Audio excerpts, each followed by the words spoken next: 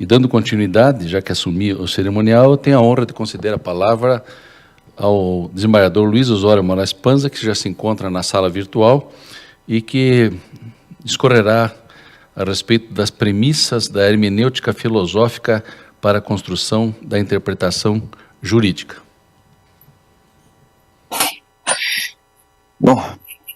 Bom dia a todos, acho que me ouvem. Por favor, só confirme se estão me ouvindo bem. Eu quero inicialmente agradecer a esse honroso convite que recebi das mãos do desembargador Cleiton Maranhão, na realidade em nome da Universidade Federal do Paraná, através do Dr. Rafael Ferreira Viana, em que ele faz o convite desse seminário em conexões entre filosofia e direito no mundo atual, programação, né, que envolve todos esses tópicos no dia de hoje. E o desembargador Cleiton Maranhão, ele foi o responsável por esse elo de ligação, muito gentil. Então, agradeço nessa programação fantástica, o dia de hoje, nesse seminário envolvendo conexões entre filosofia e direito no mundo atual, e nós estamos vivendo e até o desembargador Xisto, vou homenageá-lo daqui a pouco, mas me antecipando, ele faz referência a essa questão de uma modernidade líquida, e essa modernidade líquida parece-me que ela está muito presente em tudo que nós nos envolvemos, nas relações sociais, nas relações humanas, nas relações afetivas, nas relações jurídicas. Tudo isso borbulha, e ainda mais com uma pandemia nas costas, onde nós estamos escrevendo a história, tal qual, por exemplo, no século XIV, a peste negra fez a sua escrita de maneira drástica, e agora vivemos isso, mas amparado por uma tecnologia que busca arrefecer os malefícios, e é mais uma ideia do mal que se apresenta. Então, foi muito honroso participar desse convite feito, e mais gentil ainda é agora eu ter sido apresentado pelo nosso querido presidente, desembargador Adalberto Jorge Xisto Pereira, figura exponencial da magistratura paranaense, um líder de escola, e muito me honra ter sido ele que me apresentou. Então, desembargador Xisto, muito obrigado por essa referência, fico feliz. Estou falando de casa porque até agora há pouco eu estava dando aula online aqui, e agora à tarde eu tenho sessão de julgamento, e para mim, pelo menos para mim, fica muito mais fácil trabalhar com todo o material que eu tenho na sessão de julgamento da 5ª Câmara Criminal, aqui diretamente da minha casa, onde eu já tenho todo, vamos assim dizer, o meu estúdio funcionando. Mas muito me honra. Então eu agradeço ao convite feito pelo Dr. Rafael, pelo desembargador Cleiton, a apresentação feita pelo nosso comandante mor, desembargador Xisto.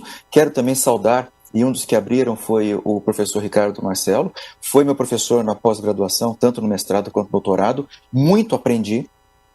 Ele trouxe a arte da dúvida, e isso é essencial para todos nós, porque a dúvida é o princípio da sabedoria, já dizia Aristóteles, então foi muito importante esse contato acadêmico, foi essencial. Então, o mínimo que eu posso fazer é essa participação com os senhores, e prometo ser breve pelo avançado da hora. Nós temos um intervalo para depois continuarmos no período da tarde, não poderei participar e já disse o porquê. Eu estarei em sessão de julgamento na 5ª Câmara Criminal, e hoje, pela pauta que recebi, vai ser uma tarde bem longa, com muitas e muitas sustentações orais. Isso aí nos tomará uma discussão muito ampla nesse tópico. Mas, de qualquer sorte, parece que com todo esse ambiente que nós vivemos, de pandemia, esse ambiente, às vezes, de um certo isolamento social, esse ambiente de uma necessidade de nos conectarmos de formas tecnológicas para que as coisas funcionem, eu até estou aproveitando esse canal para assim o fazer. Eu quero aproveitar e dizer que, geralmente, esse tópico que nós estamos trabalhando, e repito aqui, conexões entre filosofia e direito no mundo atual, ele se coloca dentro de um ambiente muito contemporâneo. Até o próprio conceito, o próprio tema em si, ele já mostra isso. O desembargador Xisto, o professor Ricardo, o professor Rodrigo Xavier, o professor Rodrigo Brandão, foram antes de mim oradores dentro dos seus temas, o que me coloca num papel muito mais difícil, porque acompanhar todo este ambiente, não só acadêmico, mas de cultura que me fora trazido antes da minha fala, me coloca num patamar de muito mais dificuldade para eu poder exatamente superar toda essa situação.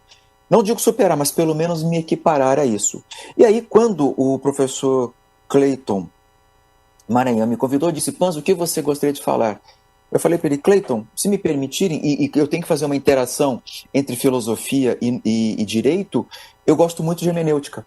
Então, eu vou fazer uma ligação entre as premissas da hermenêutica filosófica para a construção de uma interpretação jurídica.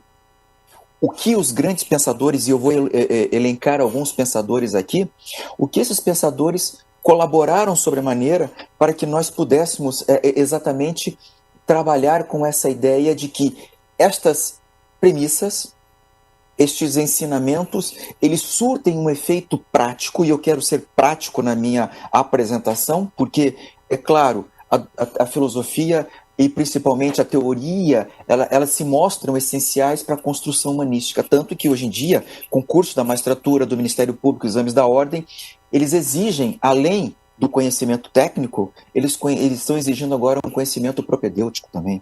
O humanismo, ele está vindo com muita força. Então não poderíamos deixar de falar exatamente neste arcabouço de essencialidade. Então, ao dizer que existem premissas da hermenêutica filosófica, eu vou me pautar a partir de alguns pensadores. Não sei se seria útil eu talvez compartilhar na tela alguns pequenos slides para facilitar, porque em cada um desses slides eu coloco os principais pensamentos desses doutrinadores que entendo essenciais. Vou tentar fazer isso aqui de casa, eu acho que vai ser possível. E depois eu vou voltar à minha imagem e tudo mais. Mas, por enquanto, por que eu acabei escolhendo isso? E vou fazer uma referência contemporânea. Não vou emitir juízo de valor, nem crítica favorável ou desfavorável à decisão recente do Supremo Tribunal Federal sobre o modo interpretativo do artigo 316, parágrafo único do Código de Processo Penal. Tudo isso a partir de uma liminar proferida pelo ministro Marco Aurélio com relação à soltura, um habeas corpus, a soltura ou não, de um traficante condenado por tráfico de droga e associação para o tráfico, lá, acho que o André do Rep, o nome dele. Então, houve toda uma discussão em cima disso, se era possível, primeiro, que um presidente de uma corte pudesse suspender os efeitos de uma liminar pautado no conteúdo de uma lei. Basicamente, a Procuradoria trouxe o artigo 4º da Lei 8437 de 92 como fundamento para a suspensão do ato. Haja vista que, na visão da Procuradoria, o ato estava contrariando elementos sociais, como ordem jurídica, segurança jurídica, entre outras coisas. Então isso foi discutido. E no segundo momento, esse artigo 316, como ele deve ser interpretado à luz não apenas do texto, mas principalmente a partir da perspectiva norma. E o ministro Gilmar Mendes, durante a sessão de julgamento, quando ele foi proferir o seu voto, ele fez uma dura crítica à utilização do artigo 4º. Mas o que me interessa, eu não estou aqui defendendo nem criticando a postura do ministro Gilmar ou dos demais ministros. Eu estou fazendo uma análise, eu diria, nessa expressão weberiana quanto ao que aconteceu. E o ministro Gilmar Mendes ele fez uma leitura histórica em cima do artigo 4º para saber da possibilidade ou não da sua aplicação pelo presidente do Supremo Tribunal Federal, entendendo que não, que a construção daquela norma ela se deu por um outro viés e por uma outra finalidade. Mas para ele chegar nesta conclusão, ele teve que caminhar dentro do campo hermenêutico filosófico para depois desembocar no campo hermenêutico jurídico. Então são duas situações que nós temos aqui. Nos baseamos, no primeiro momento, na perspectiva hermenêutica, filosófica, as diretrizes, as bases em que a hermenêutica nos coloca nesse patamar, e, na sequência, o que isso adentra no campo da hermenêutica jurídica. Eu vou me pautar em alguns doutrinadores. Dentre eles, Friedrich Schleiermacher, Wilhelm Dilthey, Martin Heidegger, Hans-Georg Gadamer e Paul Ricoeur, que inclusive foi citado pelo Dr. Rodrigo, que me antecedeu. Eu gosto muito desse doutrinador francês. É o único fora desse ambiente alemão que se apresenta nos que o antecederam na leitura que fiz. E por que eu pego esses doutrinadores em especial? Existem outros? Sim, eu poderia fazer referência a Karl Otto Appel, eu poderia trabalhar com Michel Foucault, mas eu vou me ater a esses porque o que me parece que cada um deles trouxe e contribuiu exatamente com uma premissa hermenêutica filosófica para chegarmos à sua ou às suas utilizações nesse campo da atualidade. Por quê? A hermenêutica sempre foi tratada, e isso na antiguidade grega, como uma mera revelação. Nós não tínhamos uma formação científica até por volta do século XVIII.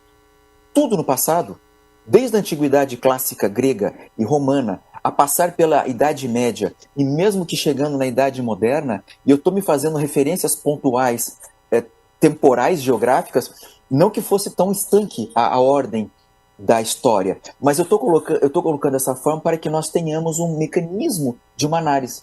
O que os gregos imaginavam que a hermenêutica era uma mera revelação dos deuses do Olimpo em relação aos humanos mortais, tendo como elo de ligação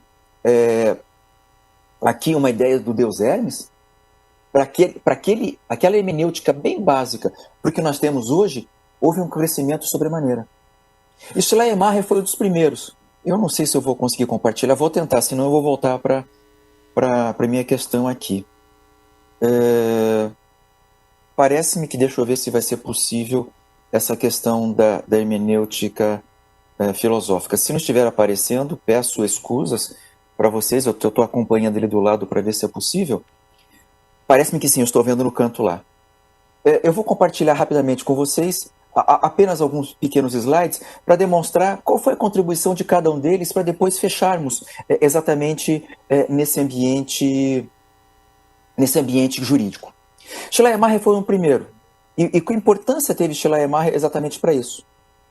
Na perspectiva desse autor, e vejam, ele viveu uma época no século XVIII e faleceu na primeira metade, aqui até a primeira metade do século XIX, Schleiermacher era filho de pais protestantes. Então ele teve uma educação religiosa muito forte, protestante principalmente, só que ele foi para além disso. Para ele, a hermenêutica ela passou a ser um mecanismo de ciência e não apenas de esclarecimento. Então, Schleiermacher foi importante para o que nós temos hoje na construção de uma hermenêutica contemporânea. E quando eu falo hermenêutica contemporânea, eu estou me colocando, estou me atentando aqui ao século XXI, é o que nós temos hoje. E eu volto, o desembargador Xisto, ele usou a expressão modernidade líquida, que é uma expressão do sociólogo polonês Zygmunt Bauman. As suas obras todas se baseiam em pós-modernidade, mas exatamente nas nuances que esses elementos podem trazer para a nossa sociedade. Medo líquido, amor líquido, sociedade líquida, vigilância líquida. O que essa liquidez tem a ver? E o que tem a ver com a hermenêutica? Na realidade, ele é a sociologia. Mas essa premissa sociológica, ela se baseia na atual sociedade.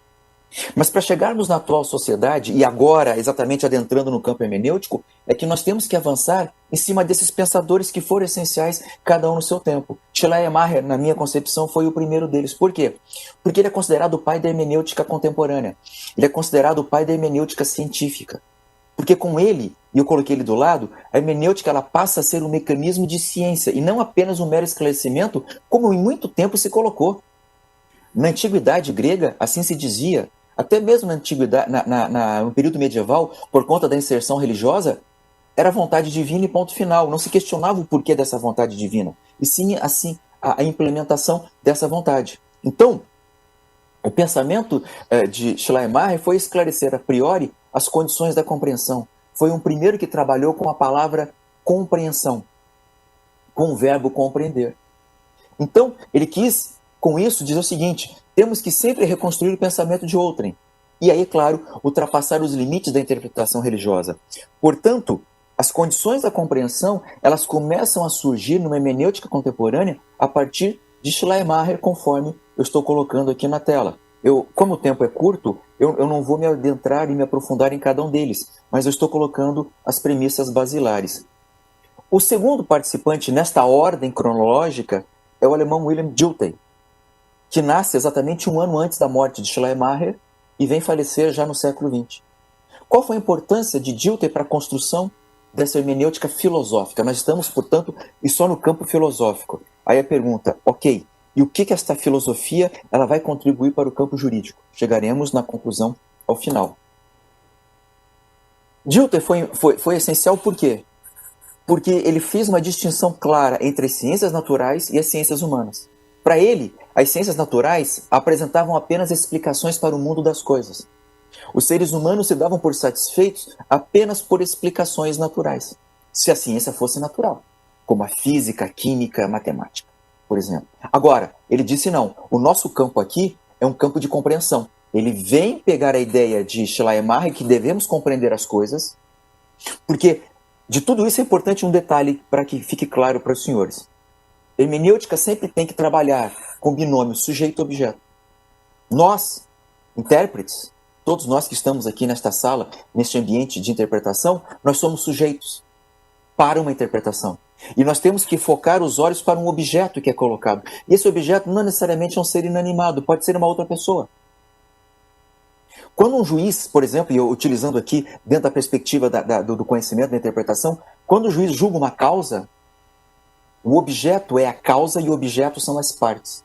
Ele ouve, eu estou na Câmara Criminal, ele ouve o Ministério Público, ele ouve a defesa, o que ambos têm a dizer a respeito do fato de um bem jurídico aparentemente violado.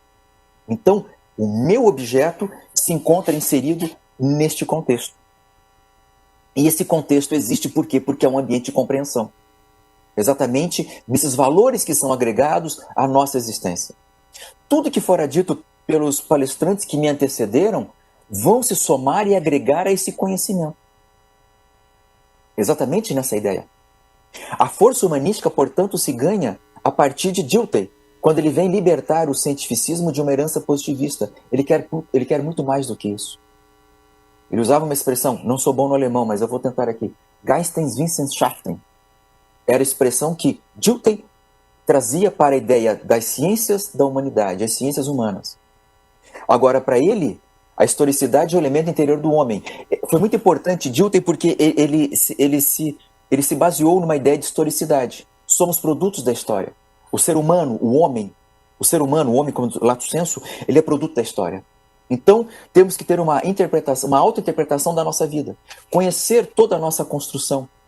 Os experimentos do próprio homem, eles servem para o mundo. E como eu coloquei ali, há uma universalização do conhecimento. Qual foi a contribuição essencial de Dilthey no final do século XIX e o início já do século XX? Exatamente isso. Ele quer trazer o homem, a partir da sua história, para uma construção de compreensão. Então ele pega as ideias de Schleiermacher e as acrescenta, dando aspecto histórico. É bem que se lembrar que Dilthey ele teve obras no campo da sociologia. Ele tinha muita preocupação com a inserção do homem no meio em que vive. Mas ele não se fugiu de maneira alguma da ideia de história. Na sequência, eu faço aqui referência a Martin Heidegger. Que importância teve Heidegger na construção da hermenêutica? Eu estou pegando bases e premissas conforme a minha proposta da hermenêutica filosófica. Então eu não estou me preocupando por hora quanto ao texto ou à norma, mas sim aquilo que servirá de supedâneo para que eu possa bem analisar o texto e bem analisar a norma. Esse eu no sentido abstrato nosso. Heidegger, na realidade, ele estudou porque ele queria ser padre no começo da sua vida. Então, os seus estudos foram teológicos. Só que, chegou a certa altura, ele começou a fazer pesquisas no campo do existencialismo e da fenomenologia. Então, para ele, a experiência hermenêutica ela passa a ser um elemento de fenômeno. Por quê? Porque a existência humana ela é necessária para a interação com o mundo interpretativo. E ele usava muita expressão, o famoso Dasein, o ser aí, o estar aí, o ser no mundo. Ele se coloca nisso. Ele entende que as situações que o ser humano, eu vou usar a expressão ser humano, fica melhor, as expressões que o ser humano traz são exatamente inserções que se colocam num ambiente de existência. O simples fato de existir me dá o poder de compreender. O poder de compreender não nasce simplesmente pela racionalidade humana, mas ela nasce pela condição de existência. Tanto que eu digo ali, compreensão é o poder de captar as possibilidades que cada um tem de ser. Com isso, Heidegger dizia, vamos alcançar um conhecimento universal mais do que simplesmente resumir sentenças teóricas enunciativas. Ele não se preocupa com isso. Ele diz que a capacidade nossa de intelecção, de cognição, se dá pela existência. E que vai muito além. O que nós desenvolvemos na sequência é exatamente uma conclusão do raciocínio, do pensamento que se coloca em toda essa dicção existente. O penúltimo que eu coloco na tela, antes de voltar e fazer a ligação dentro dos 30 minutos que me dão, é o seguinte, o pensamento de Hans-Georg Gadamer. Parece-nos que pensar é um ato muito importante para nós nos mantermos ativos. Vejam só, ele viveu 102 anos. Ele passou todo o século XX numa vida. E que contribuição Gadamer teve? Lembrando que ele foi discípulo de Heidegger, mas não compartilhava de 100% as suas ideias. Cada um deles trouxe uma contribuição. A contribuição gadameriana aqui é uma contribuição quanto à ideia de preconceitos passando para conceitos através de experimentos. Segundo ele, a compreensão existe a partir dos nossos preconceitos. E quando se fala preconceito, é um conceito prévio que todos nós temos imersos e inerentes à nossa condição. Não é o preconceito da rejeição. Eu tenho preconceito à cor, a sexo, à raça. Não é esse preconceito que se fala. O preconceito aqui é um comportamento preliminar que depois será moldado a partir da realidade histórica do nosso ser. Porque as experiências vividas, segundo o Gadamer, elas são importantes para que possamos construir validades. Ele entrou no campo da experiência. Com isso, ele traz a fusão dos horizontes. Eu quero o passado para visualizar o futuro através da construção do presente. O discurso, portanto, segundo ele, interpretativo, baseia-se na compreensão a partir de 3 vertentes: histórica, dialética e linguística. Ele quer que nós nos interpretemos para interpretar os outros, mas tudo a partir de experimentos, de experiências. Cada um de nós há uma especificidade a partir do quê? Da significação histórica que assumimos. Eu não tenho tempo de me aprofundamento em cada um deles, como eu falei, repito, pelo tempo que tenho. Mas eu estou colocando, pelo menos pretendo, para os senhores, essa construção. E chegar depois no campo exatamente da hermenêutica jurídica, da interpretação jurídica. E para finalizar aqui, eu tenho o pensamento de Paul Ricoeur, doutrinador francês, que eu gosto muito dele, mas eu pego das obras dele, e ele tem uma obra excelente chamada O Justo, que são 2 volumes em que ele traz artigos que foram coletados ao longo de um curso que ele proferiu na escola da magistratura francesa, em que ele faz várias referências, em cada uma delas em cima de um elemento, até de argumentação ele fala. É muito interessante essa obra, e ele quer trazer o conceito do justo a partir dessas experiências. Mas o mais importante na construção de Paul Ricoeur é exatamente a chamada hermenêutica da alteridade. Esse é o comportamento que, para mim, é crucial na obra de Paul Ricoeur dentro desse ambiente. É claro que ele construiu muito mais do que isso. Paul Ricoeur ele quer que o sujeito se veja no outro, na sua identidade e vice-versa. E eu confesso que em muitas oportunidades, em muitos julgamentos, eu utilizei da hermenêutica da alteridade exatamente para tentar compreender o outro.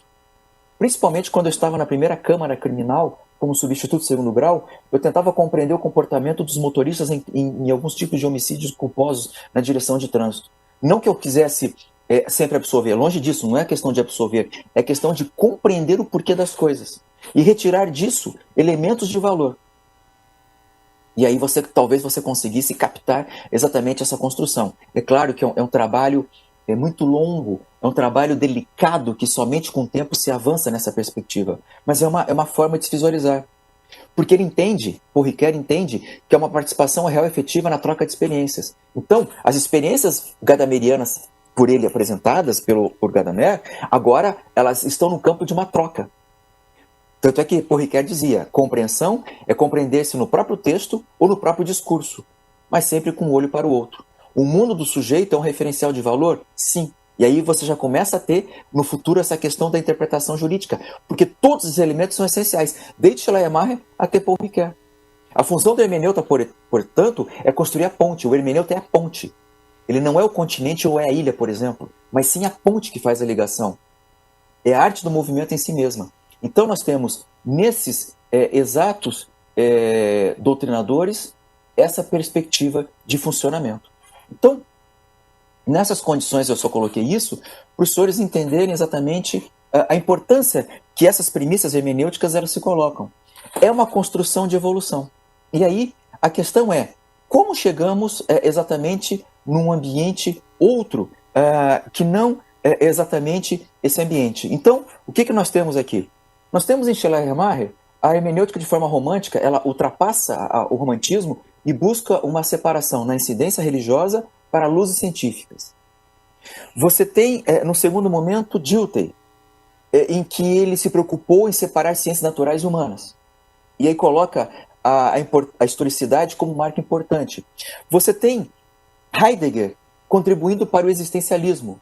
Ou seja, o nosso existir por si só já traz esta carga interpretativa. Você tem Gadamer, a partir de uma transformação de preconceitos em novos conceitos, passando por experimentos. E por fim, Porriquet, alteridade, medida em que o ser humano vê no outro a identidade e vice-versa. Parece-me que são premissas basilares para que um julgador, eu coloco o julgador na minha condição, mas longe disso, para que o intérprete, quem é o intérprete? Pode ser o cidadão, pode ser o advogado, pode ser o promotor, pode ser o juiz. Se nós pegarmos aquela obra clássica de Peter Heber, Hermenêutica Constitucional, a sociedade aberta dos intérpretes, a interpretação começa na sociedade, não começa no judiciário. O judiciário é a ponta final. Então, exatamente, a hermenêutica jurídica, após toda essa premissa, ela vai exatamente trabalhar em qual ambiente? Ela vai trabalhar nesses ambientes, nessas premissas, para a construção. Eu tenho uma passagem aqui do professor Glauco Magalhães Filho, que ele tenta fazer essa ligação da importância do conceito de elementos de objetivos. A viagem jurídica, portanto, a hermenêutica jurídica foi convidada a participar com as suas bases filosóficas, inserindo o homem, o ser humano, num ambiente de cognição. A cognição aqui, para nós, ela é importante. O patamar de interação constante do conhecimento se dá por isso. Essas bases filosóficas se colocam. E aí o professor Glauco Magalhães, ele diz o seguinte, para mostrar uma diferença crucial entre as hermenêuticas filosóficas existencialista e a científica metodológica, para adentrarmos no campo do direito. Eu anotei. Diz ele o seguinte: diferentemente de uma hermenêutica, entre parênteses, meramente existencial, uma hermenêutica metodológica reconhece a possibilidade de controle racional e validação da interpretação. Isso porque, em todo objeto cultural, a subjetividade se projeta por formas objetivas. Essas formas viabilizam a comunicação do sentido, a intersubjetividade e o consenso.